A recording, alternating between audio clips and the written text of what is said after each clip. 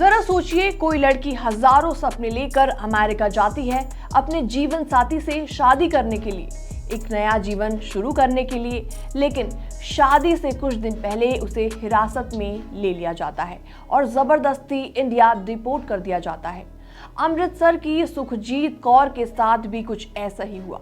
सिर्फ वही नहीं बल्कि 104 भारतीयों को अमेरिका ने डिपोर्ट कर वापस भारत भेज दिया है। नमस्कार, मैं हूं आपके साथ प्रेरणा कौशिक और आप देख रहे हैं एनबीटी इंटरनेशनल। जिन परिवारों ने अपनी जमीन तक गिरवी रखकर लाखों रुपए खर्च किए थे, आज उनके पास न पैसा बचा और ना ही उनके सपने। क्या इन परिवारों की कोई मदद करेगा? क्या अब अमेरिका जाना और भी ज्यादा मुश्किल हो जाएगा या फिर वो कभी अब विदेश नहीं यात्रा कर पाएंगे? अब बात करते हैं सुखजीत कौर की अधूरी कहानी के बारे में।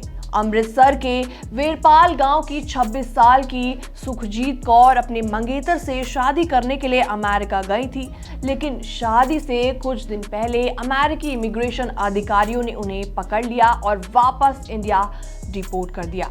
उनके पिता इटली में रहते हैं जबकि उनकी मां और भाई पंजाब में रहते हैं।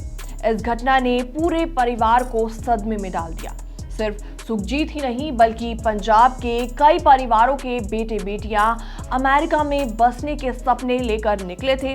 किसी ने 30 लाख तो किसी ने 50 लाख रुपए की मोटी रकम एजेंट को दी थी, लेकिन उनका सफर चंद दिनों के अंदर अंदर खत्म हो गया। अमृतसर के सलेमपुर गांव के दलेर सिंह, जो कि बस ड्राइवर थे, 30 लाख रुपए देकर किसी तरह अमेरिका जा पहुंचे, लेकिन एक महीने के अंदर अंदर उन्हें पकड़ लिया गया और उनको डिपोर्ट कर दिया गया। उनके परिवार को पुलिस से फोन आया कि दलेर आज अमृतसर लौट रही हैं। इसके अलावा स्वर्ण सिंह ने अपने बेटे को अमेरिका भेजने के लिए 40 से 45 लाख रुपए 2 बार में चुकाए। उनका बेटा आकाशदीप पहले दुबई गया, लेकिन वहां पर उसका कुछ नहीं हो पाया। फिर अमेरिका जाने का उसने प्लान किया। पूरे परिवार ने मिलकर लगभग 60 लाख रुपए खर्च कर दिए, लेकिन उनका ये फैसला उन पर ही भारी पड़ गया। स्वर्ण सिंह ने कहा कि पैसे तो आते जाते रहते हैं, लेकिन राहत की बात यह है कि उनका बेटा सही सलामत घर वापस लौट आया है। ऐसे में वो लगातार गुरुद्वारे में जाकर अरदास कर रहे थे कि उनका बेटा सुरक्षित भारत वापस लौट आए। इसके अलावा एनआरआई मामलों के मंत्री कुलदीप सिंह धारीवाल का भी इस पर रिएक्शन सामने आया है।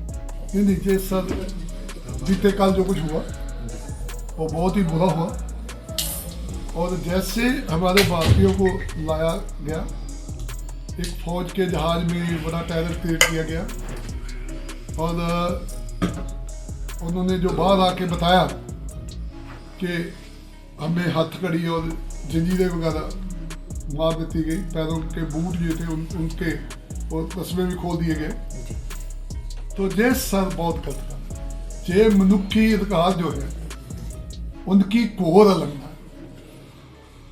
सर वो कोई अपराधी नहीं थी, वो एक अपराध का शिकार हुए बंदे हैं बेचारे, जो एजेंटों के हसीन सुपनों के जाल में फंस गए।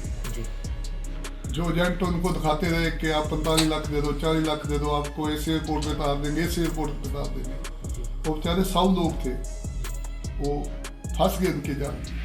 सो मैं समझता हूँ कि इंडिया गवर्नमेंट को, खास तौर पे देश के प्रधानमंत्री नरेंद्र मोदी जी को जो है वो मतलब बात करनी चाहिए, जिनको अपने मित्र बोलते हैं, ट्रंप जी के साथ।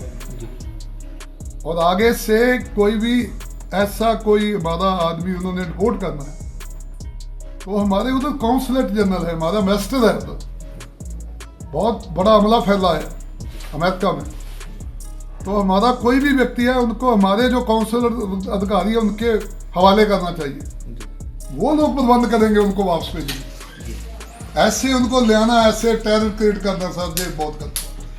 ये घटना उन युवाओं के लिए एक बहुत बड़ा सबक होगी जो कि किसी कीमत पर विदेश जाना चाहते हैं जिद करके। डोनाल्ड ट्रंप प्रशासन ने अवैध प्रवासियों के खिलाफ सख्त नीति अपना ली है, जिसे डंकी रूट के जरिए अमेरिका जाने वाले लोगों की मुश्किलें और भी ज्यादा बढ़ गई हैं। क्या अब विदेश जाने की प्लानिंग कर रहे युवाओं को सतर्क हो जाना चाहिए? इस पूरे मामले पर आपकी क्या राय है, आपके क्या विचार हैं? आप भी हमें जल्दी से कमेंट सेक्शन में कमेंट करके अपनी राय देना ना भूलें। साथ ही साथ अगर आपका इमिग्रेशन को लेकर कोई सवाल है तो भी कमेंट सेक्शन के माध्यम से आप अपना सवाल पूछ सकते हैं। बाकी वर्ल्ड से जुड़ी छोटी और बड़ी खबरें देखने के लिए बने रहिए हमारे साथ।